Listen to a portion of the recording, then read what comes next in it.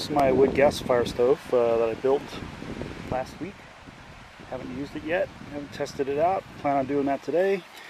If any of you have watched my video on making it, you might recall that I said something about the seal in here. If it doesn't look like it's seal tight enough, I'm going to go ahead and use JB Weld, and that's kind of what I did.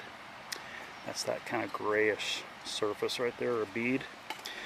So we're going to try this out. I'm also going to use my Trangia burner out here too, and we're just going to have a little bit of fun. I'm not going to build a fire. Don't really need it. Got the old axe, and I'm going to go down there and cut up some wood and see if we can make it small enough to fit into this little stove. It is kind of small, so wood's going to have to be small. So anyway, here we go.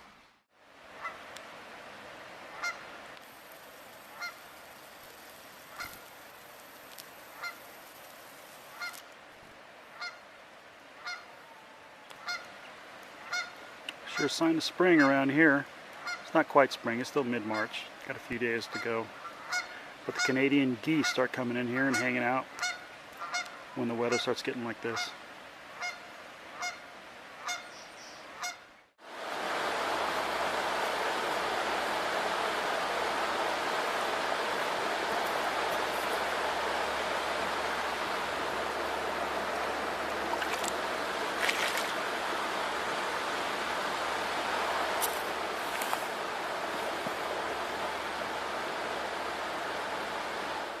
So this is my GSI Minimalist and the gripper. I don't know exactly how much I have in there.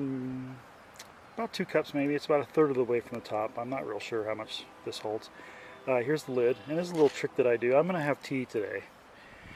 And it's just black tea in a bag, because for some reason or another, I can't find loose tea in the state of Idaho, or at least where I've gone anyway.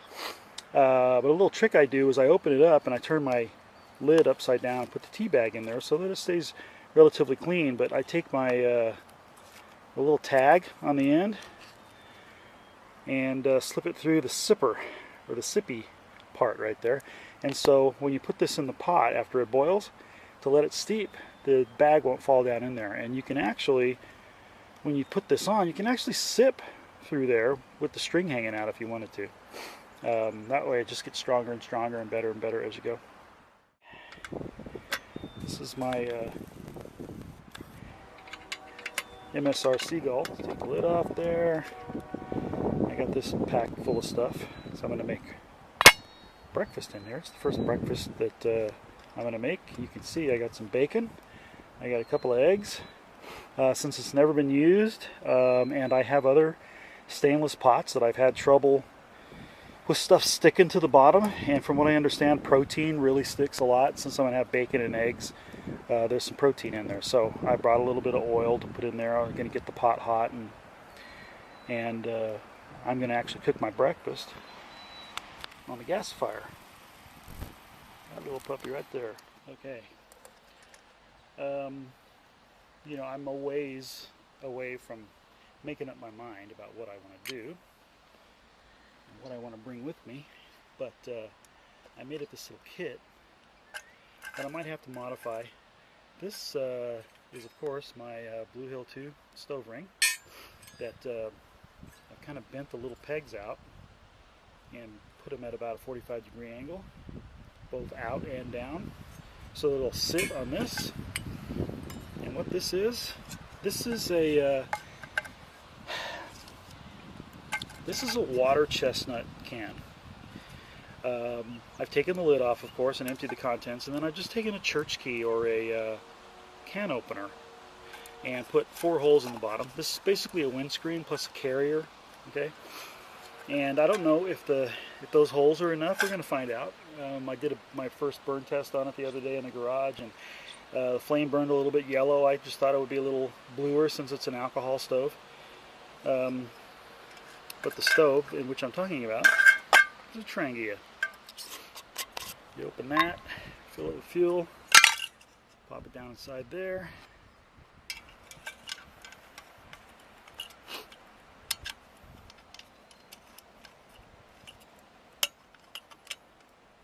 Put on the old Blue Hill, and then whatever pot you're using.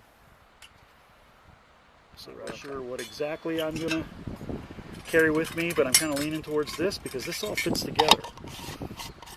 So you put this all on there, and on there, and on there. This goes in there. Water chestnut can is exactly the same size as the bean dip can. I actually made a stove out of a bean dip can the other day, and but I don't have any lids, which is the point I'm getting to. If this is exactly the same as a bean dip can, or I make one of these out of a bean dip can, as you can see, the edge of the Trangia stove does not stick up over. You can put the lid on there, and you've got a nice compact system. While I get my tea going in the minimalist here, I will process some of this wood. As you can see, that stove's not very big, so I got plenty of wood there. There's all my starter stuff. And I'm going to baton that down. There we go. Let's get that Trangia going. Kind of right over here.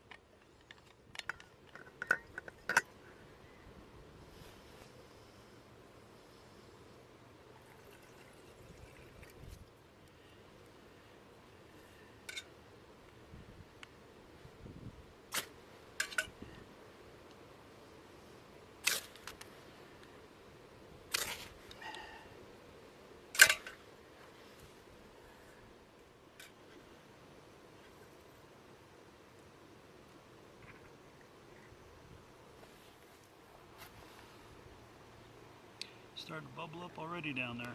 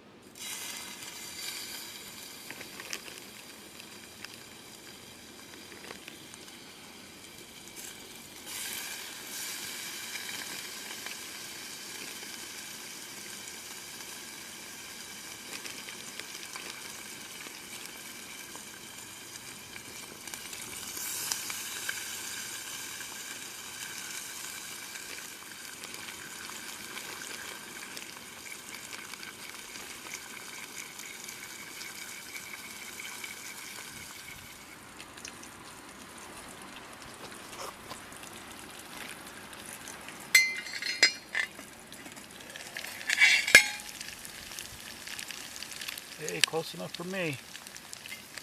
Let's put the lid back down there. Yes, bacon and eggs. What can I say? Okay, don't really know what to expect, like how quickly it's supposed to burn, that kind of thing. It did cook my breakfast, but I gotta be honest, it's so bright out here, especially like with that cement right there in the sun, that I don't have a clue if the gasifier system in there actually worked. I did have to feed it a lot, which is fine. I didn't use up all the wood that I had split, so that's fine. But it did take about a half an hour probably for everything to cook. So I just don't know. Right now, I mean, it's still burning right now. It's nice and hot. I could even probably put my tea on there and warm it back up if I wanted, which I think I probably will do. But it worked. I cooked. And I'm about to eat. I'll show you that again here.